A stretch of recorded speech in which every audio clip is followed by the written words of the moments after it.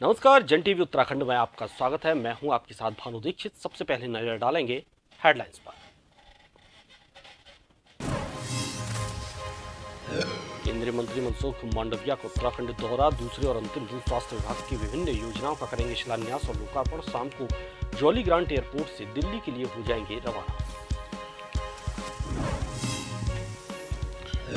उत्तराखंड में बिजली बढ़ोतरी का हुआ विरोध तेज, कांग्रेस ने बताया महंगाई पर बोझ डालने वाला कदम, केंद्र और राज्य सरकार पर साधा निशाना।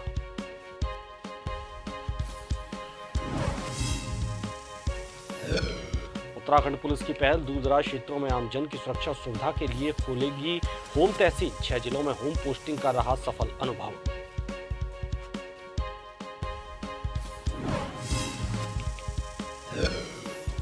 रैणी आपदा का अभी भी सता रहा खतरा, करीबन 2 साल बाद भी भयानक त्रासदी को याद कर सिहर जाते हैं लोग, अभी तक नहीं भर पाए आपदा के जख्म।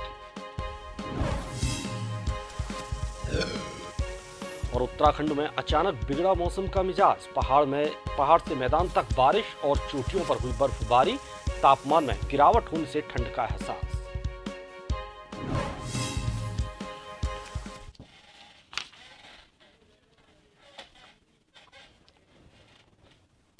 और अब खबरें विस्तार से।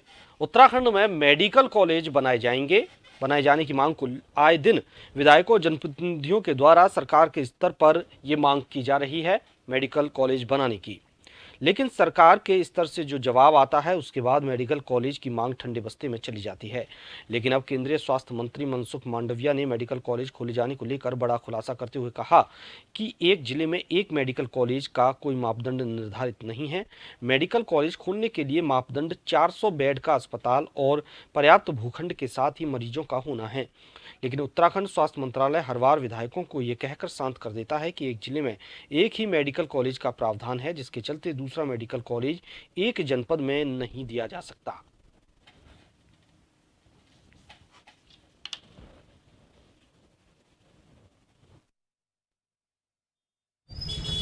एक जिले में एक ही मेडिकल हो ऐसी कोई बात जरूरी नहीं है, लेकिन उसके लिए मेडिकल कॉलेज चालू करने के लिए जो मिनिमम रिक्वायरमेंट होती है,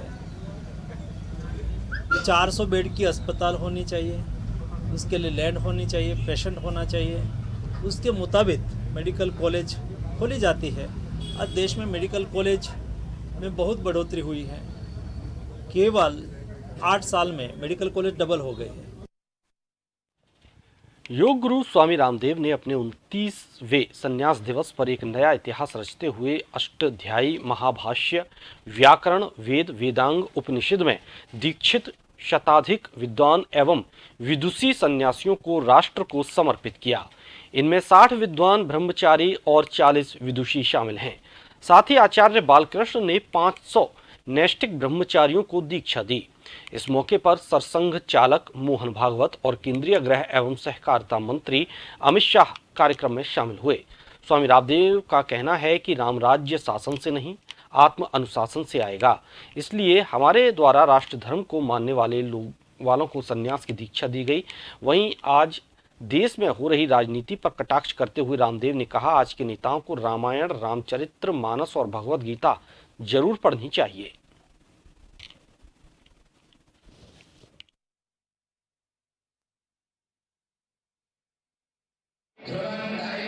योग धर्म, वेद धर्म, ऋषि धर्म का झंडा पूरी दुनिया में गाड़ने के लिए 250 सन्यासी पतंजलि के, और वो भी विद्वान विदुषी सब वर्ग जातियों के, जिसको हमारे यहाँ शास्त्रों में कहा ये नारायणी सेना है। ये ऐसे योगी कर्मयोगी सन्यासी हैं। ये पलायनवादी और प्रमादी सन्यासी नहीं, जातिवादी सन्यासी नहीं, राष्ट्रवादी अध्यात्मवादी वो सन्यासी जो अपने सनातन धर्म और सन्यास धर्म के साथ राष्ट्र धर्मों को सर्वोपरि मानते हैं, ऐसे सन्यासी बन रहे हैं।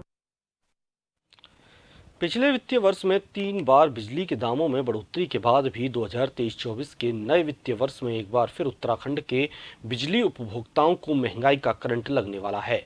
दरअसल उत्तराखंड विद्युत नियामक आयोग ने वर्ष 2023-24 के लिए टैरिफ जारी कर दिया है, जिसमें बिजली की दरों में 9.68% तक की बढ़ोतरी की गई है। बढ़ाई गई दरें प्रदेश में 1 अप्रैल से प्रभावी होंगी।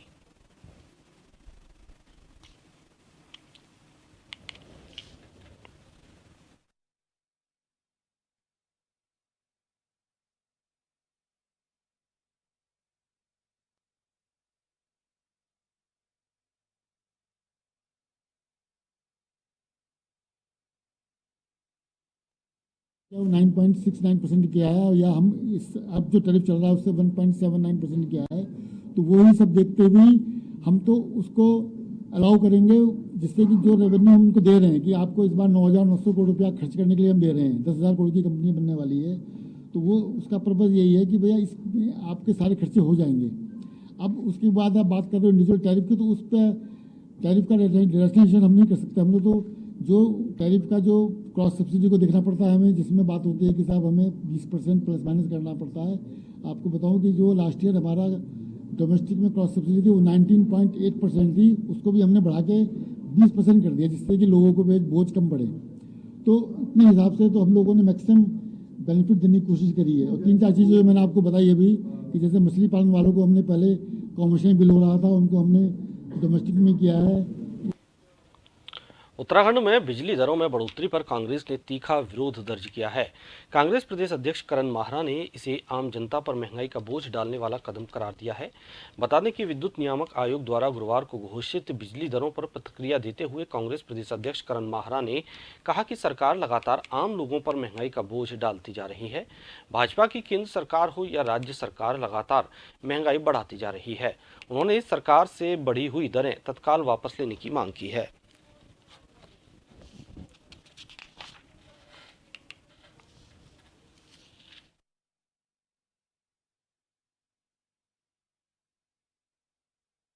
भक्त को वहां आने से रोक सकते। कोड़ पे खाज वाली घटना में इसको कहूँगा, और 13.2% जो है रेट बढ़ाए गए हैं और चौथी बार बढ़े हैं इस वर्ष में। ऊर्जा प्रदेश का यह हाल। और मैंने जो प्रश्न आपके माध्यम से, प्रिंट के माध्यम से, इलेक्ट्रॉनिक मीडिया के माध्यम से सरकार से पूछा था कि श्रावंती के बारे में आपका क्या कहना है। पिछले वर्ष बिना 1 यूनिट बिजली श्रावंती और अर्थ से खरीदे हुए सैकड़ों करोड़ रुपए का भुगतान इस सरकार ने किया है, और उस घाटे की भरपाई आम जनता के सिर से निकाला जा रहा है। खून चूस के रख दिया इन्होंने। उत्तराखंड पुलिस पहाड़ के दूरदराज क्षेत्रों में सुरक्षा और आमजन की सुविधा के लिए होम तहसील खोलने पर विचार कर रही है, ताकि पहाड़ के दुर्गम क्षेत्रों तक पुलिस की सुविधा मिल सके, जिससे लोगों की समस्याओं का हल भी निकले और सुरक्षा भी चाक चौबंद हो। डीजीपी अशोक कुमार ने बताया कि हमने शुरुआती 6 जिलों में होम पोस्टिंग शुरू की थी और वो बड़ा सफल अनुभव भी रहा था, लेकिन अब होम तहसील खोलने पर भी निर्णय लिया जाएगा।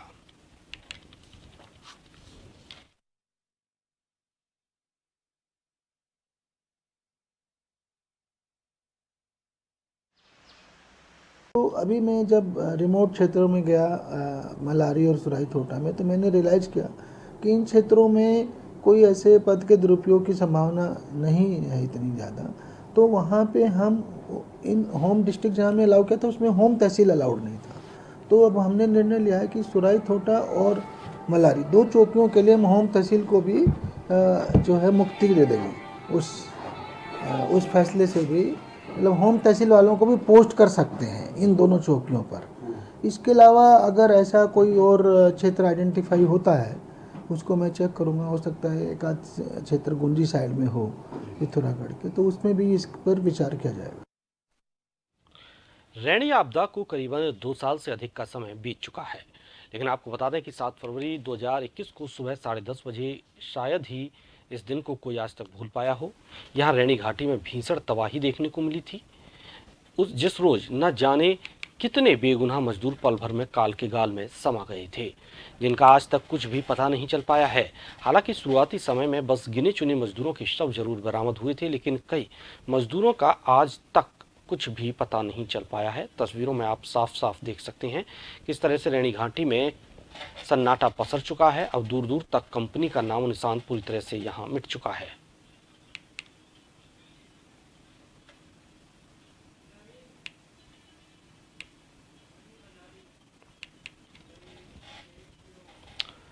ज्यादा जानकारी के लिए संवाददाता नवीन भंडारी जोशीमठ से हमारे साथ जुड़े हुए हैं। नवीन, रेणी आपदा का डर एक बार फिर से लोगों को सता रहा है। क्या प्रशासन की तरफ से कोई इंतजाम किए गए हैं या किसी तरह की कोई सूचना? जी बिल्कुल बताना चाहूंगा कि हालांकि जो रेणी आपदा को लेकर के अगर हम बात करना चाहें तो रेणी आपदा को लेकर के हालांकि 2 वर्ष से अधिक का समय जरूर बीत चुका है, लेकिन आज भी तबाही रेणी घाटी में साफ साफ देखे जा सकते हैं। हालांकि प्रशासन की अगर बात की जाए तो शुरुआती समय में प्रशासन ने काफी कोशिश भी की, लेकिन अगर बात की जाए आज भी तबाही के सारे मंजर रेणी घाटी में देखने को मिल सकते हैं। जी नवीन, जो लोग गुम हो गए थे, बहुत से लोगों का पता नहीं चल पाया था, उनके परिजनों के हालात क्या हैं? वे आज किस तरह से इस काले दिन को याद करते हैं? जी बिल्कुल बताना चाहूंगा कि हालांकि शुरुआती समय में बस गिने चुने मजदूरों के शव जरूर बरामद हुए थे। हालांकि कुछ मजदूरों के शव आज भी उसी मलबे के अंदर तब्दील हैं जो आज रेणी घाटी में, जो आज भी वहां पर जो तबाही के निशान आज भी देखे जा सकते हैं। हालांकि अगर बात की जाए Rishi Ganga power project company की, जो कंपनी वहां पर रेणी घाटी में हुआ करती थी, शुरुआती समय में उनके द्वारा मजदूरों की खोजबीन जरूर की गई, लेकिन आज कंपनी की अगर बात की जाए यहाँ पर तो कंपनी पूरी तरह से तबाह हो चुकी है। अब दूर दूर तक कंपनी का नामो निशान मिट चुका है। हालांकि कई मजदूरों के परिवारजनों को आज तक मुआवजा नहीं मिल पाया कंपनी के द्वारा, जिस कारण आज भी कई पीड़ित परिवार आज भी गुहार लगा रहे हैं सरकार से कि उनकी मदद हो जाए। जी बहुत बहुत शुक्रिया नवीन, आपका तमाम जानकारी के लिए।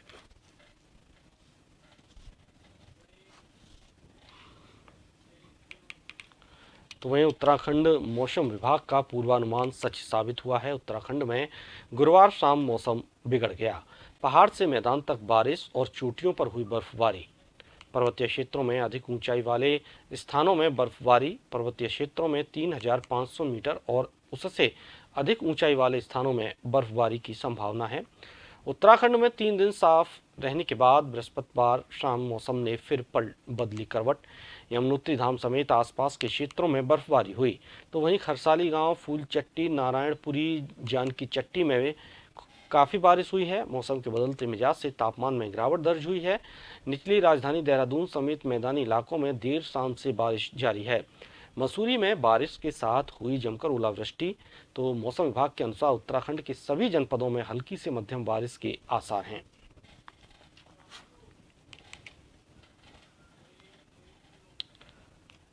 ज्यादा जानकारी के लिए संवाददाता हिमांशु हमारे साथ जुड़े हुए हैं।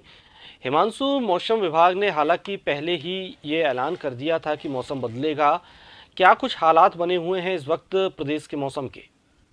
निश्चित रूप से भानु, मैं आपको बताना चाहता हूँ कि प्रदेश भर में जो बृहस्पतिवार रात से मौसम में अचानक करवट बदली और इसी के साथ झमाझम बारिश भी शुरू हो गई है और आज भी ये बारिश का सिलसिला जारी है। और बारिश और सर्द जो हवाएं हैं उनसे एक बार फिर उसने लोगों को ठंड का एहसास करवा दिया और बारिश से जगह जगह सड़कों का जलभराव देखने को मिल रहा है और तापमान में भी भारी गिरावट दर्ज की गई है। वहीं मसूरी की बात की जाए जो पर्यटक स्थल है, वहाँ पर बारिश के साथ ओलावृष्टि भी हुई है और तेज हवाओं के कारण कई जगह जो बिजली की लाइनें हैं वो क्षतिग्रस्त हो गई और इस कारण वहाँ पर बिजली भी जुड़ गई, क्योंकि गुरुवार शाम से ही दून और मसूरी में तेज बारिश हो रही थी, लेकिन 9 बजे के तकरीबन रात 9 बजे के आसपास तेज हवाओं के साथ बारिश शुरू हो गई और मौसम विभाग ने भी यही अनुमान जताया था कि बारिश होगी। और अब मौसम विभाग के मुताबिक तो आज शुक्रवार को मौसम का जो मिजाज है वो भी बदले रहने की संभावना है। और साथ ही साथ अब देहरादून में राजधानी की बात की जाए तो बादल छान है और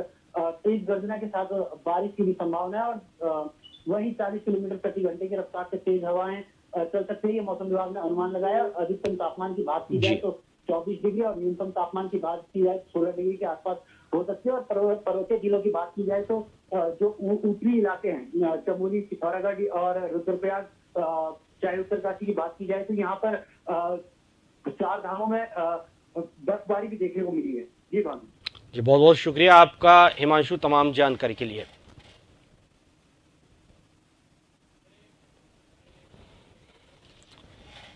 फिलहाल वक्त हो चला एक छोटे से ब्रेक का।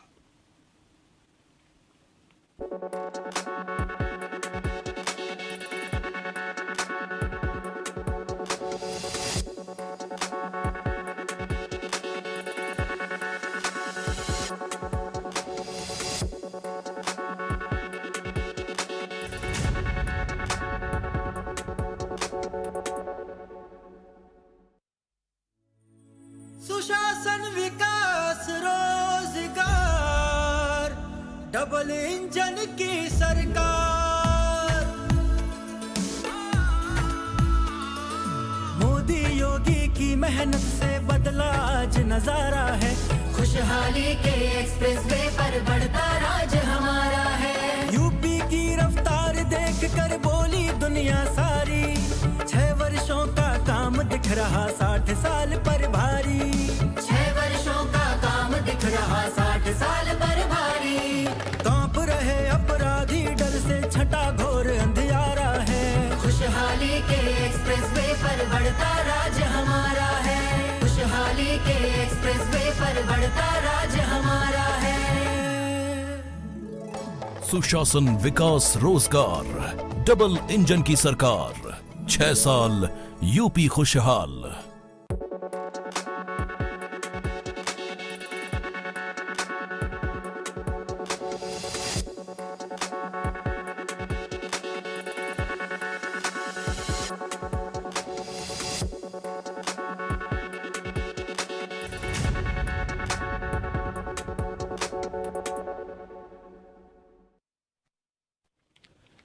ब्रेक के बाद आपका स्वागत है। आगे बढ़ते हैं। उत्तराखंड की राजधानी देहरादून में केंद्रीय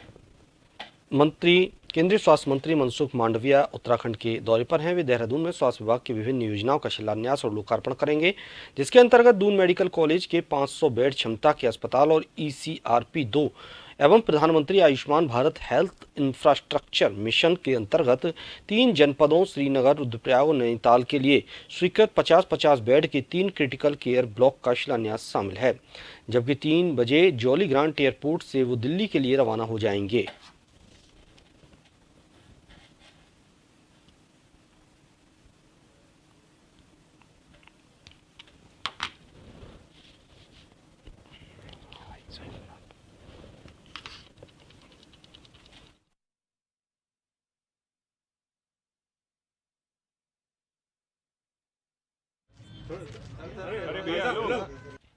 योग गुरु स्वामी रामदेव ने अपने 29वें संन्यास दिवस पर एक नया इतिहास रचते हुए अष्टाध्यायी महाभाष्य व्याकरण वेद वेदांग उपनिषद में दीक्षित शताधिक विद्वान एवं विदुषी सन्यासियों को राष्ट्र को समर्पित किया। इनमें 60 विद्वान ब्रह्मचारी और 40 विदुषी शामिल हैं। साथ ही आचार्य बालकृष्ण ने 500 नैष्ठिक ब्रह्मचारियों को दीक्षा दी। इस मौके पर सरसंघ चालक मोहन भागवत और केंद्रीय गृह एवं सहकारिता मंत्री अमित शाह कार्यक्रम में शामिल हुए। स्वामी रामदेव का कहना है कि राम राज्य शासन से नहीं, आत्म अनुशासन से आएगा।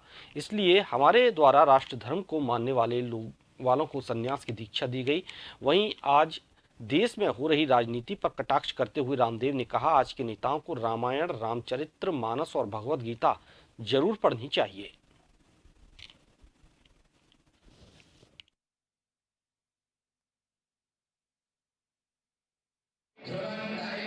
योग धर्म, वेद धर्म, ऋषि धर्म का झंडा पूरी दुनिया में गाड़ने के लिए 250 सन्यासी पतंजलि के, और वो भी विद्वान विदुषी सब वर्ग जातियों के, जिसको हमारे यहाँ शास्त्रों में कहा ये नारायणी सेना है।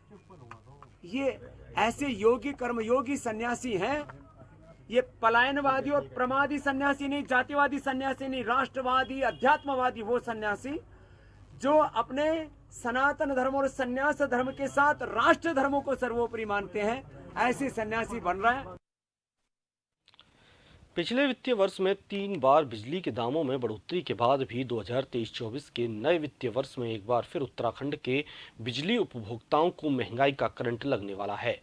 दरअसल उत्तराखंड विद्युत नियामक आयोग ने वर्ष 2023-24 के लिए टैरिफ जारी कर दिया है, जिसमें बिजली की दरों में 9.68% तक की बढ़ोतरी की गई है। बढ़ाई गई दरें प्रदेश में 1 अप्रैल से प्रभावी होंगी।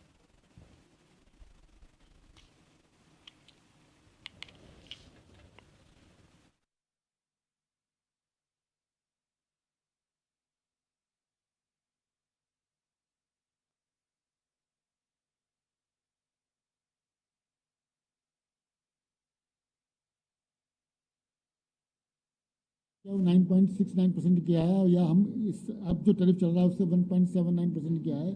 तो वही सब देखते हुए हम तो उसको अलाउ करेंगे, जिससे कि जो रेवेन्यू हम उनको दे रहे हैं कि आपको इस बार 9,900 करोड़ रुपया खर्च करने के लिए हम दे रहे हैं, 10,000 करोड़ की कंपनी बनने वाली है, तो वो उसका पर्पज़ यही है कि भैया इसमें आपके सारे खर्चे हो जाएंगे।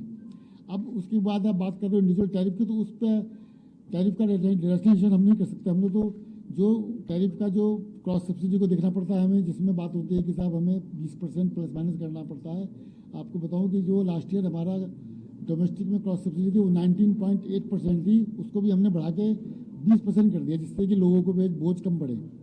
तो अपने हिसाब से तो हम लोगों ने मैक्सिमम बेनिफिट देने की कोशिश करी है। और 3-4 चीज़ें जो मैंने आपको बताई अभी कि जैसे मछली पालन वालों को हमने पहले कॉमर्शियल बिल हो रहा था, उनको हमने डोमेस्टिक में किया है।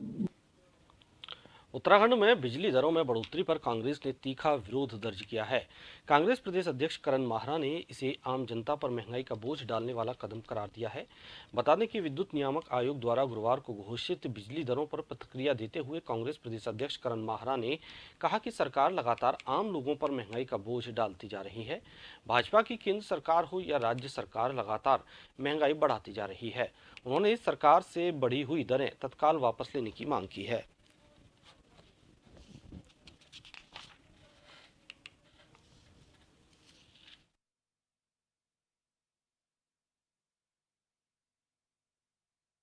भक्त को वहां आने से रोक सकते। कोड़ पे खाज वाली घटना में इसको कहूँगा। और 13.2% जो है रेट बढ़ाए गए हैं और चौथी बार बढ़े हैं इस वर्ष में। ऊर्जा प्रदेश का ये हाल। और मैंने जो प्रश्न आपके माध्यम से, प्रिंट के माध्यम से, इलेक्ट्रॉनिक मीडिया के माध्यम से सरकार से पूछा था कि श्रावंती के बारे में आपका क्या कहना। पिछले वर्ष बिना 1 यूनिट बिजली श्रावंती और अल्प से खरीदे हुए सैकड़ों करोड़ रुपए का भुगतान इस सरकार ने किया है और उस घाटे की भरपाई आम जनता के सिर से निकाला जा रहा है। खून चूस के रख दिया इन्होंने। उत्तराखंड पुलिस पहाड़ के दूर दराज क्षेत्रों में सुरक्षा और आमजन की सुविधा के लिए होम तहसील खोलने पर विचार कर रही है, ताकि पहाड़ के दुर्गम क्षेत्रों तक पुलिस की सुविधा मिल सके, जिससे लोगों की समस्याओं का हल भी निकले और सुरक्षा भी चाक चौबंद हो। डीजीपी अशोक कुमार ने बताया कि हमने शुरुआती 6 जिलों में होम पोस्टिंग शुरू की थी और वो बड़ा सफल अनुभव भी रहा था, लेकिन अब होम तहसील खोलने पर भी निर्णय लिया जाएगा।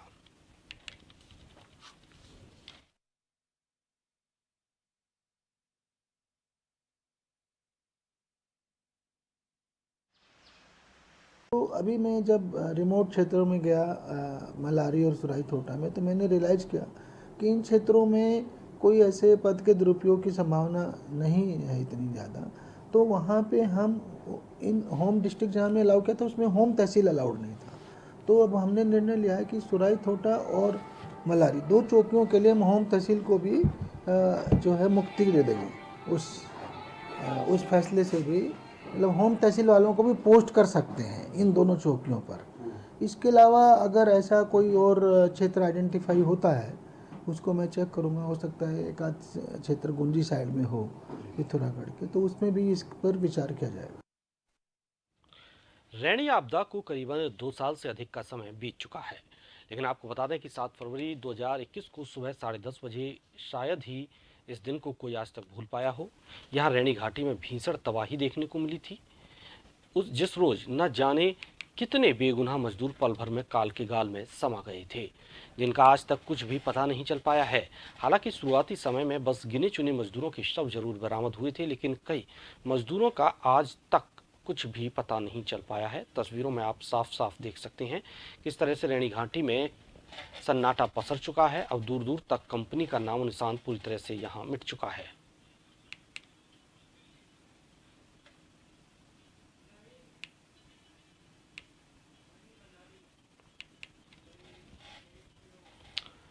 जानकारी के लिए संवाददाता नवीन भंडारी जोशीमठ से हमारे साथ जुड़े हुए हैं। नवीन, रैनी आपदा का डर एक बार फिर से लोगों को सता रहा है। क्या प्रशासन की तरफ से कोई इंतजाम किए गए हैं या किसी तरह की कोई सूचना? जी बिल्कुल बताना चाहूंगा कि हालांकि जो रैनी आपदा को लेकर के अगर हम बात करना चाहें तो रैनी आपदा को लेकर हालांकि 2 वर्ष से अधिक का समय जरूर बीत चुका है, लेकिन आज भी तबाही रैनी घाटी में साफ साफ देखे जा सकते हैं। हालांकि प्रशासन की अगर बात की जाए तो शुरुआती समय में प्रशासन ने काफी कोशिश भी की, लेकिन अगर बात की जाए आज भी तबाही के सारे मंजर रैनी घाटी में देखने को मिल सकते हैं। जी नवीन, जो लोग गुम हो गए थे, बहुत से लोगों का पता नहीं चल पाया था, उनके परिजनों के हालात क्या हैं, वे आज किस तरह से इस काले दिन को याद करते हैं? जी बिल्कुल बताना चाहूंगा कि हालांकि शुरुआती समय में 10 गिने चुने मजदूरों के शव जरूर बरामद हुए थे। हालांकि कुछ मजदूरों के शव आज भी उसी मलबे के अंदर तब्दील हैं जो आज रैनी घाटी में, जो आज भी वहां पर जो तबाही के निशान आज भी देखे जा सकते हैं।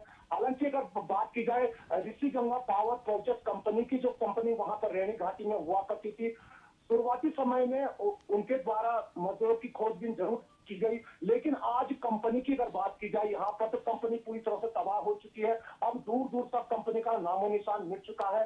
हालांकि कई मजदूरों के परिवारजनों को आज तक मुआवजा नहीं मिल पाया कंपनी के द्वारा, जिस कारण आज भी कई पीड़ित परिवार आज भी गुहार लगा रहे हैं सरकार से कि उनकी मदद हो जाए। जी बहुत बहुत शुक्रिया नवीन, आपका तमाम जानकारी के लिए।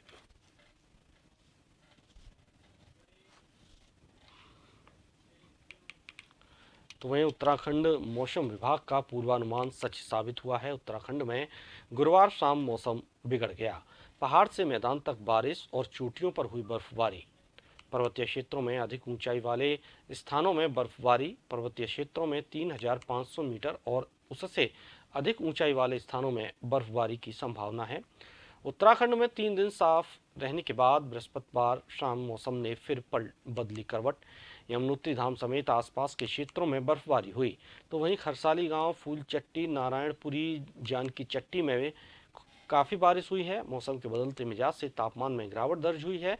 निचली राजधानी देहरादून समेत मैदानी इलाकों में